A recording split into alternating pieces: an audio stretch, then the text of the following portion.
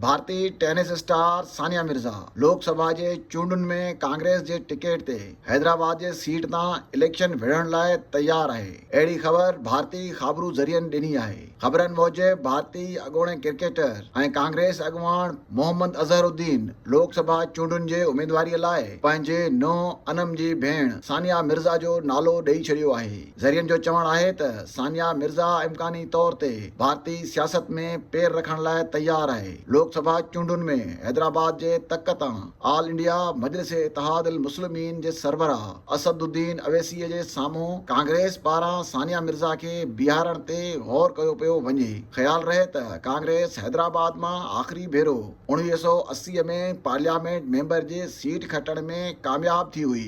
सानिया मिर्ज़ा जे चूंडुनि में हिसो वठण जे हवाले सां ख़बरूं उन वक़्त गर्दिश में आयूं आहिनि जॾहिं गुज़िरियल ॾींहुं कांग्रेस सेंट्रल इलेक्शन कमेटी चइनि रियासतुनि गोवा, तेलंगाना, यूपी ऐं झारखंड तां पंहिंजे 18 उमेदवारनि जे नालनि जी मंज़ूरीअ लाइ इजलास कोठायो। इजलास में कांग्रेसी अॻुवान मोहम्मद अज़हरुद्दीन सानिया मिर्ज़ा जो नालो ईंदड़ चूंडुनि में उमेदवारनि लाइ तजवीज़ कयो, जंहिं ते गौर कयो पियो वञे। ख़्याल रहे त सानिया मिर्ज़ा हिन वक़्त ताईं चूंडुनि में हिसो वठण या हिसो न वठण बाबति को बि ऐलान नाहे कयो।